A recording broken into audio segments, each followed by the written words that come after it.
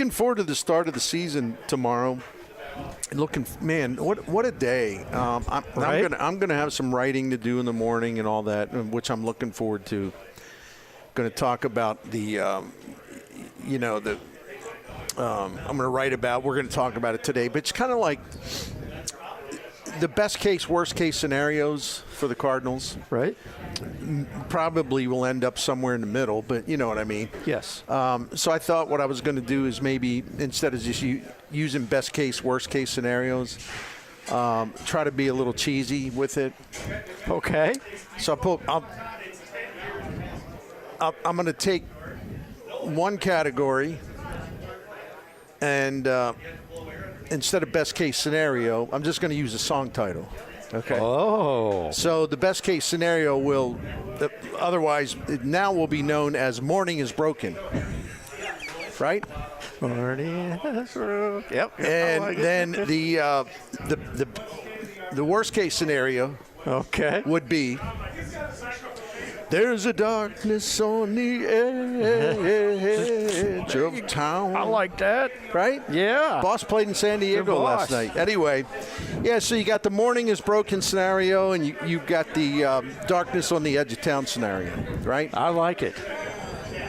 These probably not real complicated, you know?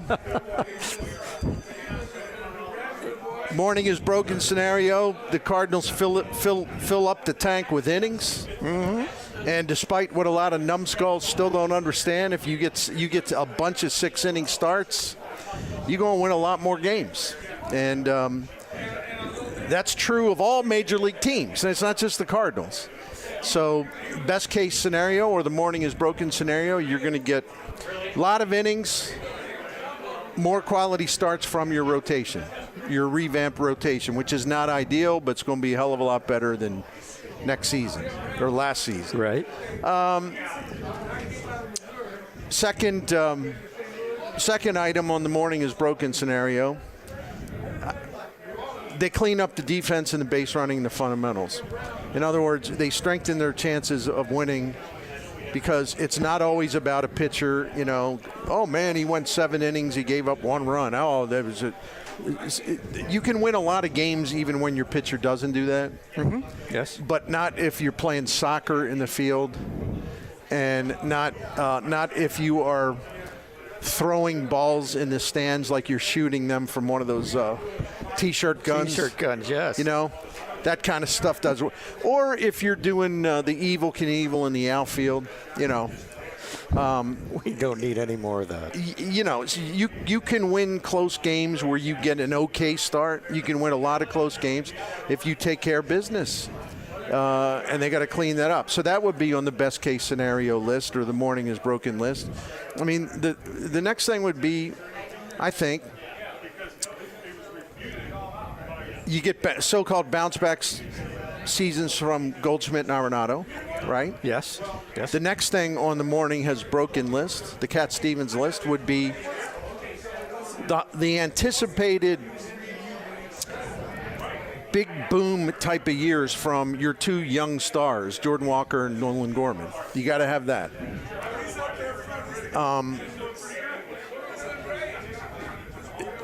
Next would be the usual thing that applies to every team, and the Cardinals have not exactly got off to a great start in this area. Everyone's going to play hurt. Teams are going to lose players to injuries, but the Cardinals can't have a chronic situation, and so they got to stay healthy. If they stay healthy, manager Ali Marmol will at least have all the available options there for him, rather than them trying to fill in and bring up scrubs, and you have to use marginal starting pitchers, that you're calling up from Memphis, and you gotta have any best case scenario includes a lot of really strong health team wise. And, of course, the bullpen's got to be really good. The bullpen was not good last year. The Cardinals blew 47 leads, one of the highest figures in baseball. They had one of the worst save percentages in baseball. Gallegos wasn't good. Helsley hardly pitched, 36 innings. That's all he pitched last year. So the bullpen's high on that morning has broken scenario list as well.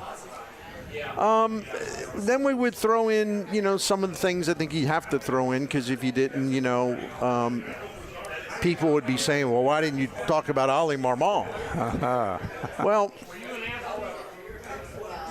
under the morning has broken good feelings scenario, he will prove that he learned a lot from all of the hell and the misery and the adversity of last season. He can be a better manager because of it. Yep.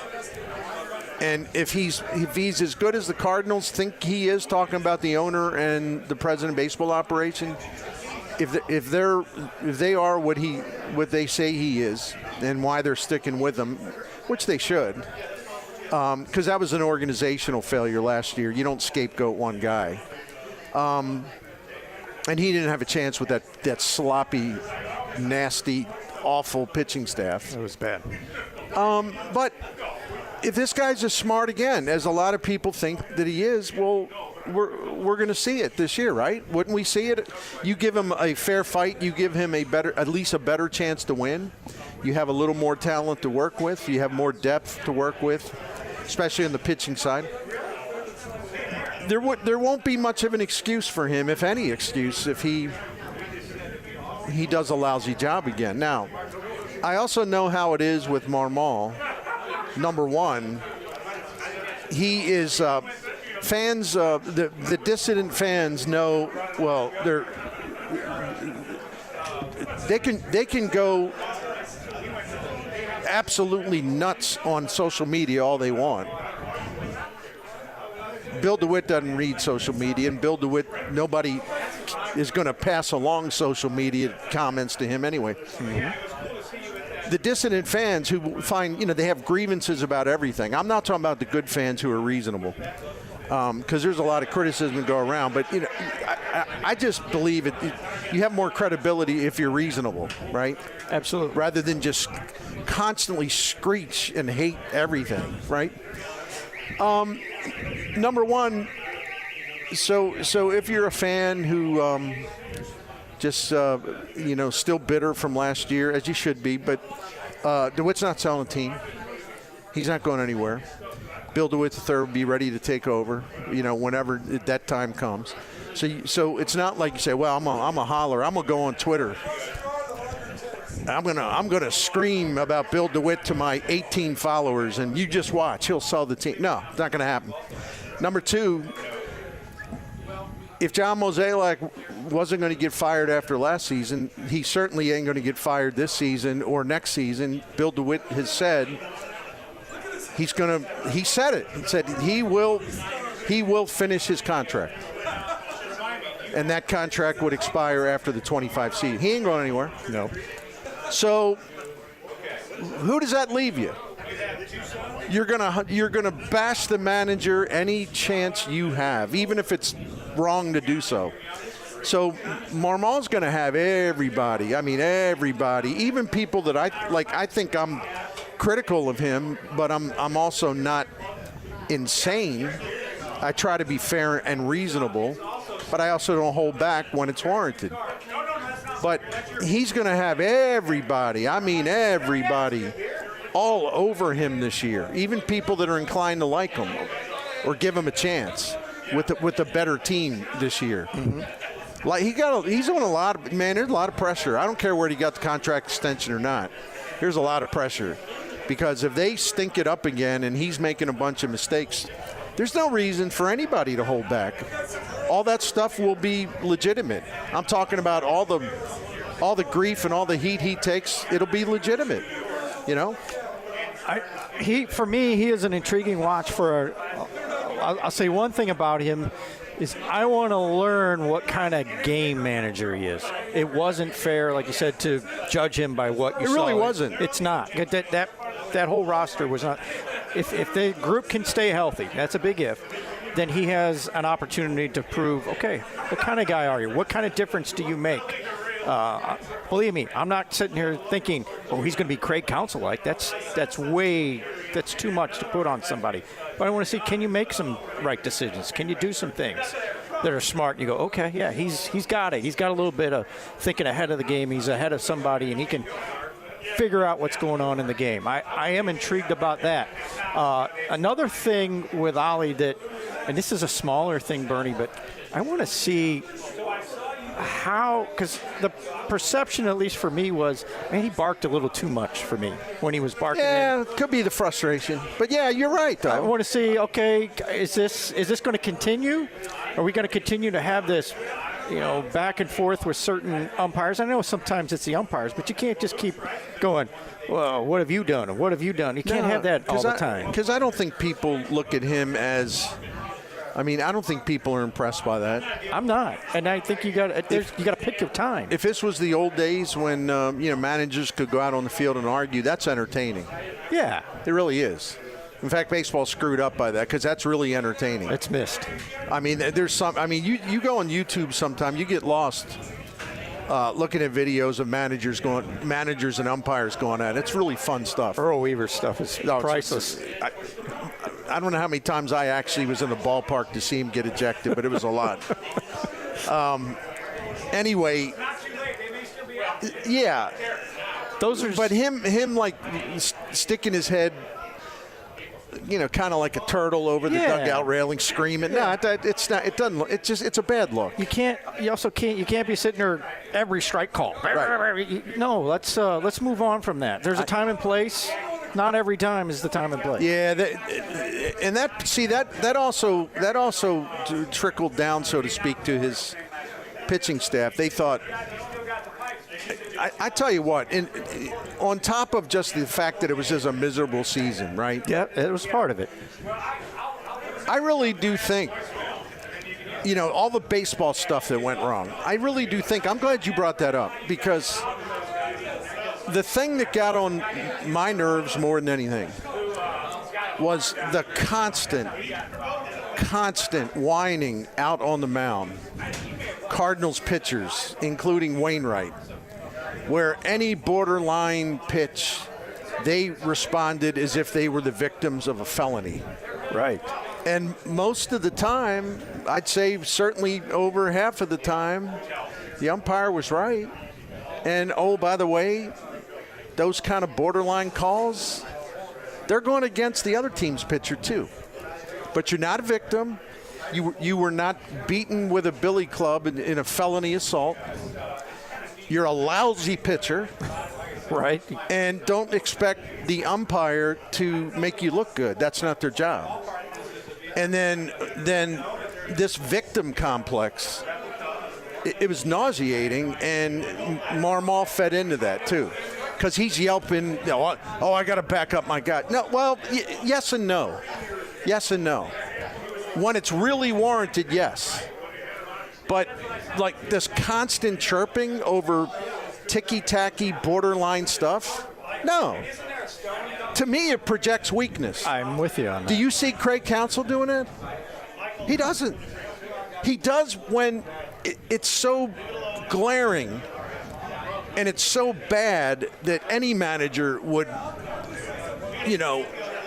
bark and bark and bark. Yes. You can't do it 15 times a game.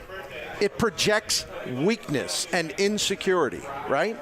I'm glad you brought that up. It's time and place with that, too. For instance,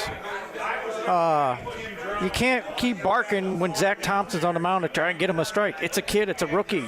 If you got one of your veteran guys who, like you said, it's legit, okay. Bark a little bit. But come on, man, you got to give my rookie no, you don't. No. That's not how it works, man. And like tomorrow afternoon, in LA, listen, let me just say this. I appreciate Miles Miklasz for his ability to pitch a lot of innings, which that just doesn't happen much in baseball. And I'm in the minority, and I don't mind being in the minority. I actually think he's going to have a good season because, again, that's why I spend a lot of time on Fangraphs and Baseball Reference and some of these other places. Because I've mentioned it before, other than his strikeout rate being down a little bit, his walk rate was the same as the year before. The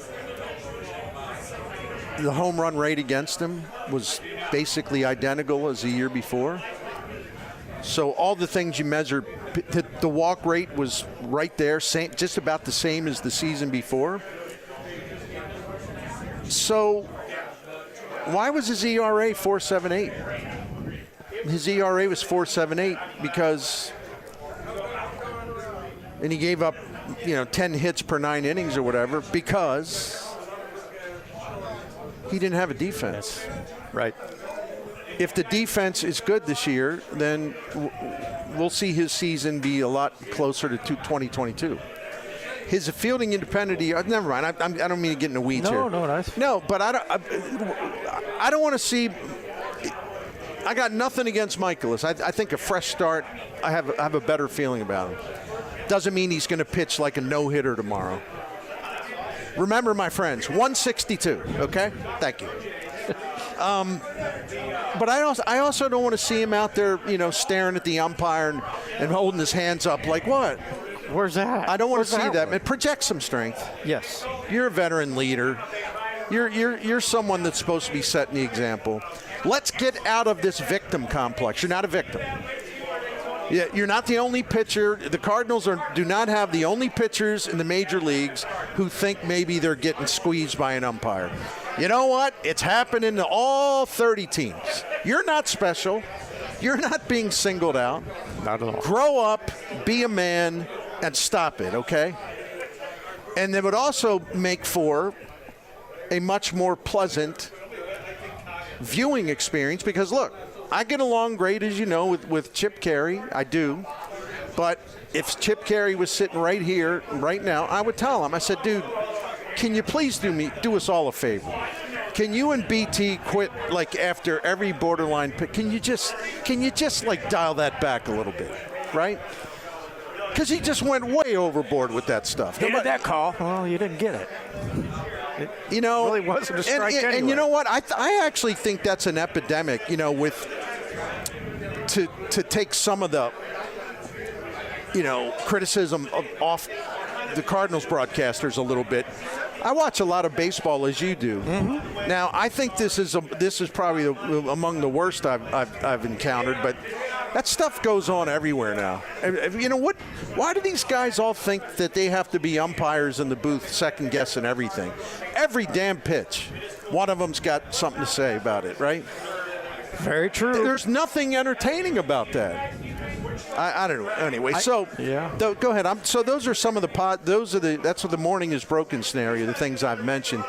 And usually you need a surprise. And what by surprise, it could be that you need a Thomas Sajacian. He comes up from the minor leagues, does a good job. Maybe a surprise is Tekoa Roby will get a chance, and you're like, wow, okay, that's a nice pickup there. I don't know how to quantify surprise. Maybe Victor Scott II's already a surprise, but again, but how is he going to perform? So there's I think any team that's going to go from 71 wins to near 90 or so, they also have to have an unexpected, pleasant surprise. I think as far as the positive side on our Cat Stevens side of things here. I think you are on this page too a little bit. If healthy, I think Nolan Gorman is a 35 home run guy walking into the stadium.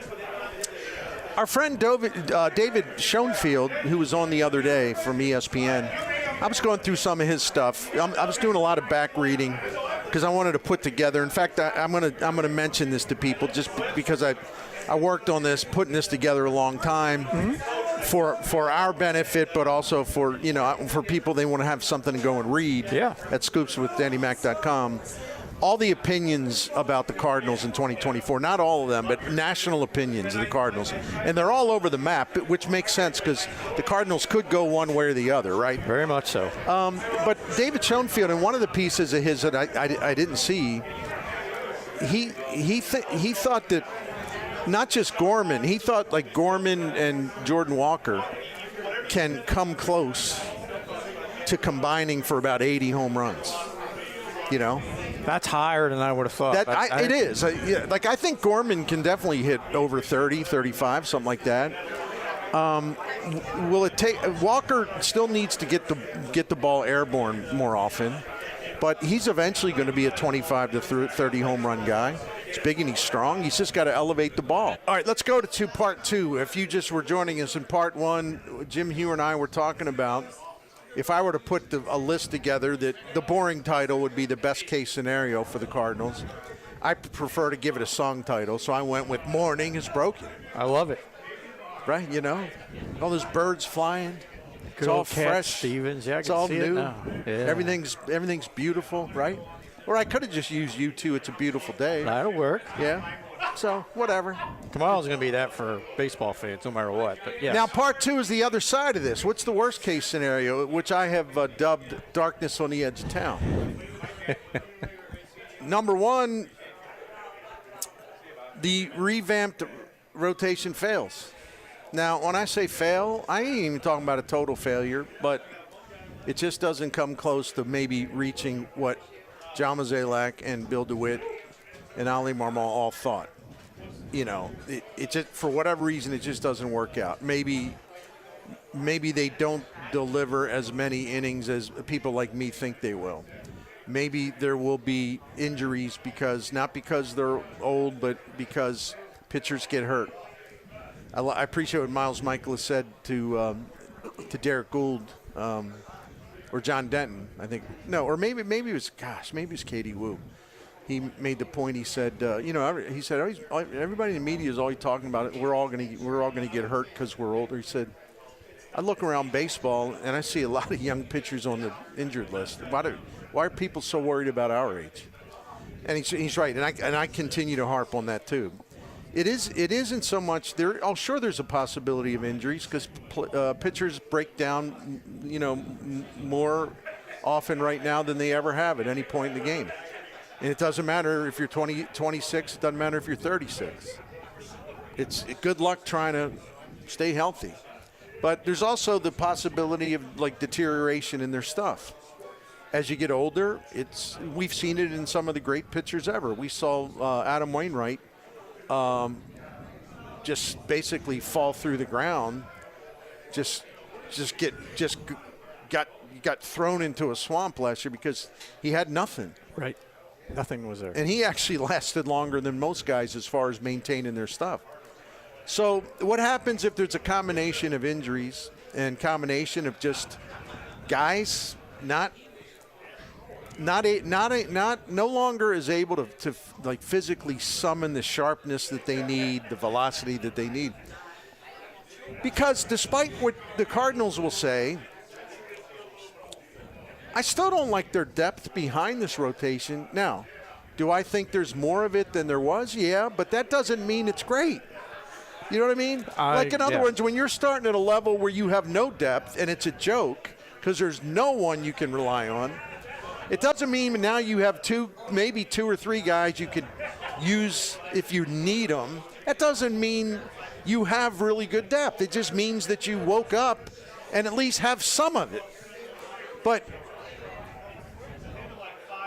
yeah, I think we all like Thompson. I think they need to keep Liberatore in the bullpen and quit confusing him. I mean, the one thing I learned early age as a pet owner, especially with dogs, you can't confuse puppies. Oh no!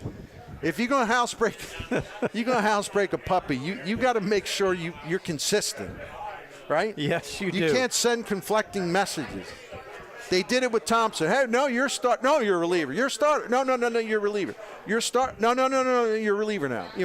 I don't want to see them do that nonsense with Liberatore. But who are we talking about at Memphis? Tekoa Roby's got some pretty fairly exciting talent, but he also gets hurt.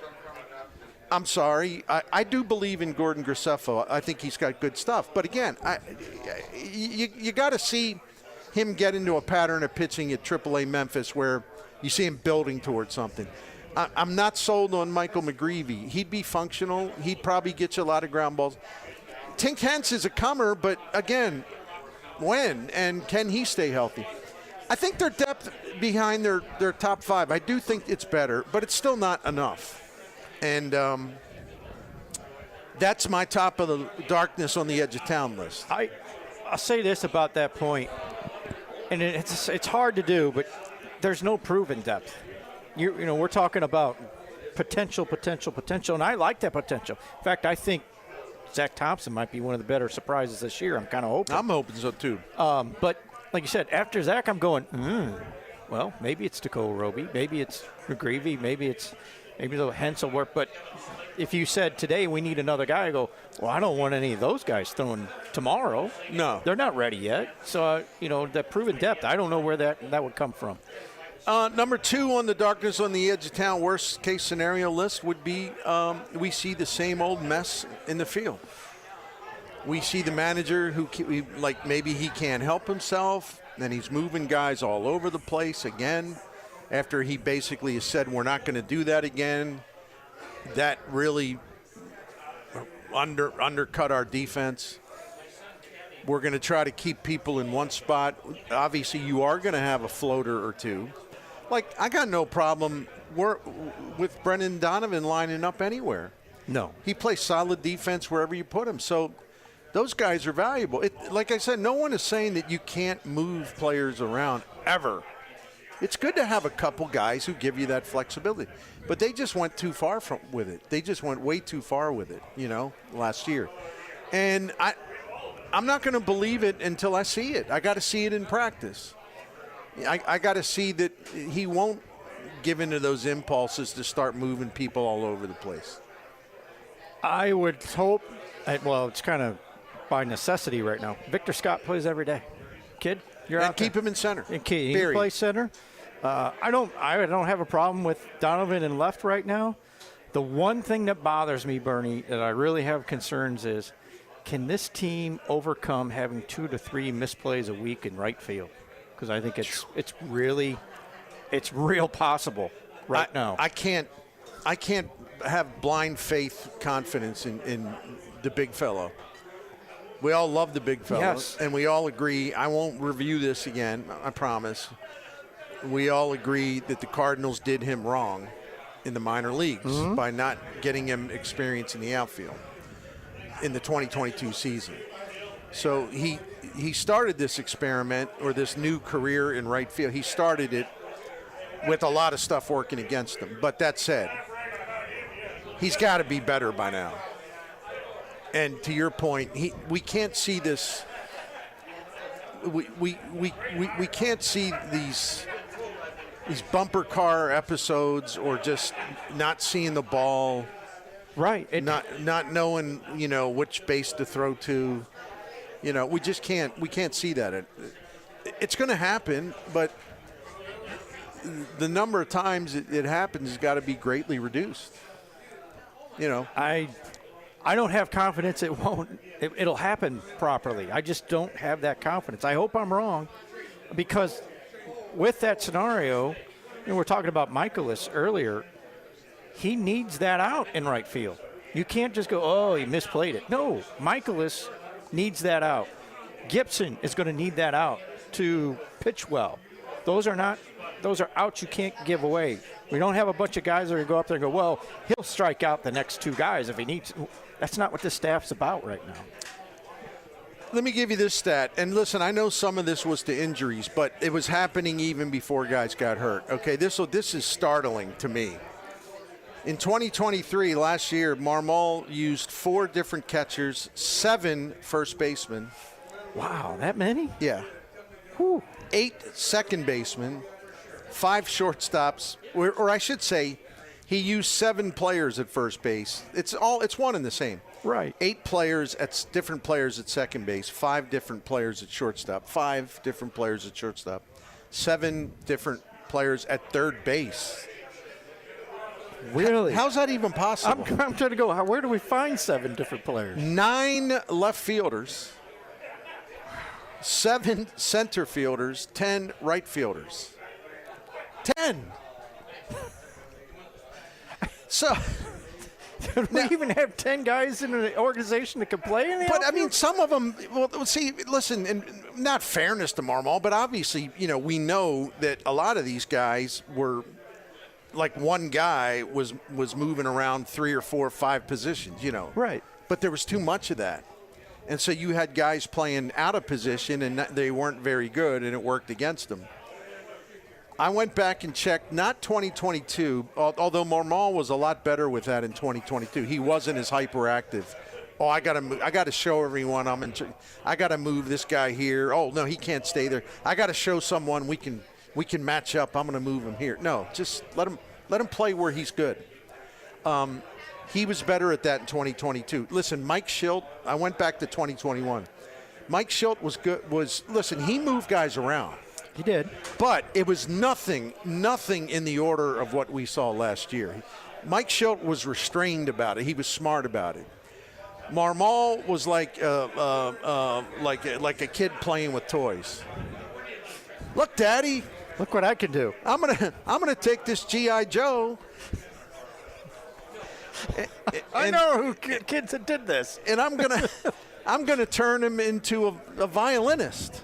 Or something. That's a G.I. Joe heads on the Bionic Man doll. Oh, what?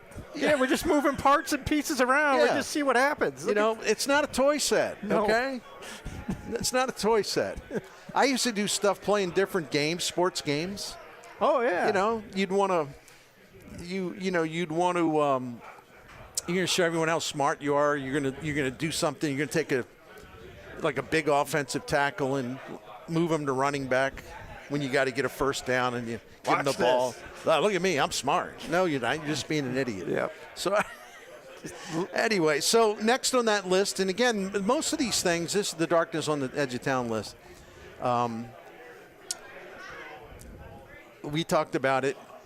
The worst case scenario, the darkness on the edge of town list would also be we see another injury troubled season for Ryan Helsley, which would greatly curtail his ability to pitch.